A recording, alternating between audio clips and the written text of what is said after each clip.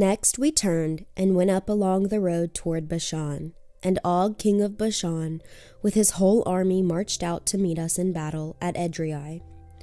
The Lord said to me, "Do not be afraid of him, for I have handed him over to you with his whole army and his land. Do to him what you did to Sihon king of the Amorites, who reigned in Heshbon." So the Lord our God also gave into our hands Og king of Bashan and all his army. We struck them down, leaving no survivors. At that time we took all his cities. There was not one of the 60 cities that we did not take from them. The whole region of Argob, Og's kingdom in Bashan. All these cities were fortified with high walls and gates and bars, and there were also a great many unwalled villages. We completely destroyed them, as we had done with Sihon king of Heshbon, destroying every city, men, women, and children. But all the livestock and the plunder from their cities we carried off for ourselves. So at that time we took from these 2 kings of the Amorites the territory east of the Jordan, from the Arnon Gorge as far as Mount Hermon. Hermon is called Sirion by the Sidonians. The Amorites call it Sinir. We took all the towns on the plateau, and all Gilead and all Bashan as far as Salcah and Edrei, towns of Og's kingdom in Bashan. Only Og king of Bashan was left of the remnant of Rephaites. Only Og king of Bashan was left of the remnant of the Rephaites. His bed was made of iron and was more than 13 feet long and 6 feet wide. It is still in Rabbah of the Ammonites. Of the land that we took over at that time, I gave the Reubenites and the Gadites the territory north of Aroer, by the Arnon Gorge, including half the hill country of Gilead, together with its towns. The rest of Gilead and also all of Bashan, the kingdom of Og, I gave to the half-tribe of Manasseh. The whole region of Argob in Bashan used to be known as a land of the Rephaites. Jair, a descendant of Manasseh, took the whole region of Argob as far as the border of the Geshurites and the Maccathites. It was named after him, so that to this day Bashan is called Havoth Jair. And I gave Gilead to Machir. But to the Reubenites and the Gadites I gave the territory extending from Gilead down to the Arnon Gorge, the middle of the gorge being the border, and out to the Jabbok River, which is the border of the Ammonites. Its western border was the Jordan in the Arabah, from Kinnereth to the sea of the Arabah, the Salt Sea, below the slopes of Pisgah. I commanded you at that time, "The Lord your God has given you this land to take possession of it." I commanded you at that time, "The Lord your God has given you this land to take possession of it." But all your able-bodied men, armed for battle, must cross over ahead of your brother Israelites.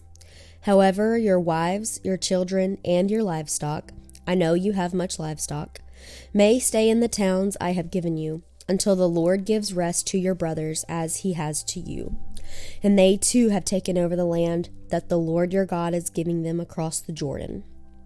After that, each of you may go back to the possession I have given you. At that time I commanded Joshua, "You have seen with your own eyes all that the Lord your God has done to these 2 kings. The Lord will do the same to all the kingdoms over there where you are going. Do not be afraid of them. The Lord your God himself will fight for you." At that time I pleaded with the Lord, "O sovereign Lord, you have begun to show your servant your greatness and your strong hand. For what God is there in heaven or on earth who can do the deeds and mighty works you do? Let me go over and see the good land beyond the Jordan." At that time I pleaded with the Lord, "O sovereign Lord, you have begun to show your servant your greatness and your strong hand.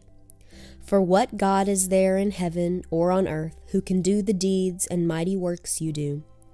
Let me go over and see the good land beyond the Jordan, that fine hill country and Lebanon." But because of you the Lord was angry with me and would not listen to me. "That is enough," the Lord said. "Do not speak to me any more about this matter. Go up to the top of Pisgah and look west and north and south and east. Look at the land with your own eyes, since you are not going to cross the Jordan. But commission Joshua and encourage and strengthen him, for he will lead this people across and will cause them to inherit the land you see." So we stayed in the valley near Beth Peor. "Hear now, O Israel, the decrees and laws I am about to teach you. Follow them so you may live and may go in and take possession of the land that the Lord, the God of your fathers, is giving you. Do not add to what I command you, and do not subtract from it, but keep the commands of the Lord your God that I give you. You saw with your own eyes what the Lord did at Baal Peor. The Lord your God destroyed from among you everyone who followed the Baal of Peor, but all of you who held fast to the Lord your God are still alive today. See, I have taught you decrees and laws as the Lord my God commanded me, so that you may follow them in the land you are entering to take possession of it.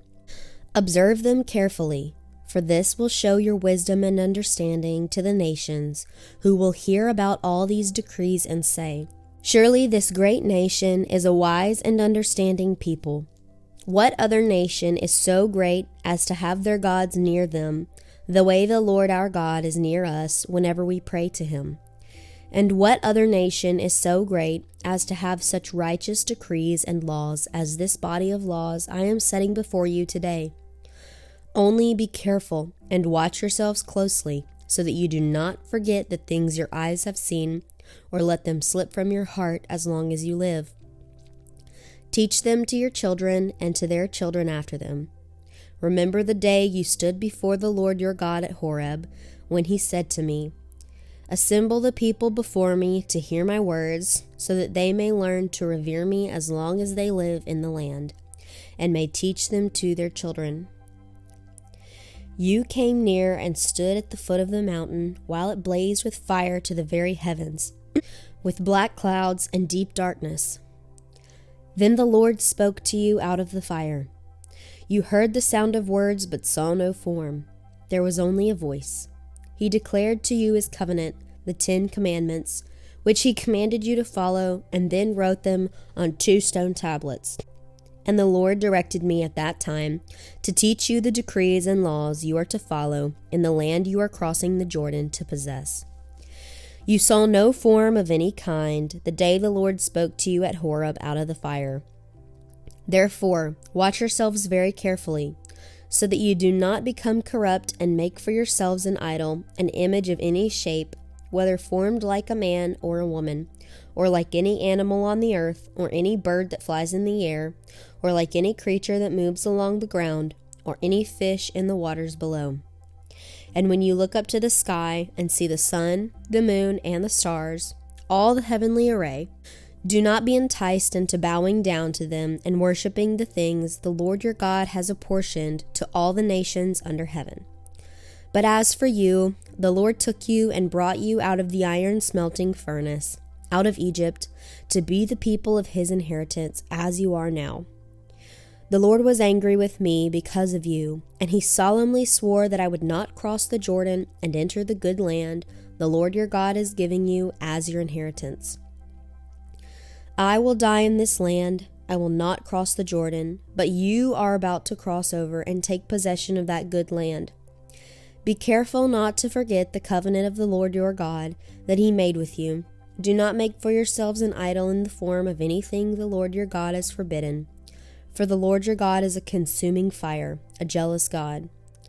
After you have had children and grandchildren, and have lived in the land a long time, if you then become corrupt and make any kind of idol, doing evil in the eyes of the Lord your God, and provoking him to anger, I call heaven and earth as witnesses against you this day, that you will quickly perish from the land you are crossing the Jordan to possess. You will not live there long, but will certainly be destroyed. The Lord will scatter you among the peoples, and only a few of you will survive among the nations to which the Lord will drive you. There you will worship man-made gods of wood and stone, which cannot see or hear or eat or smell. But if from there you seek the Lord your God, you will find him if you look for him with all your heart and with all your soul. When you are in distress and all these things have happened to you, then in later days you will return to the Lord your God and obey him.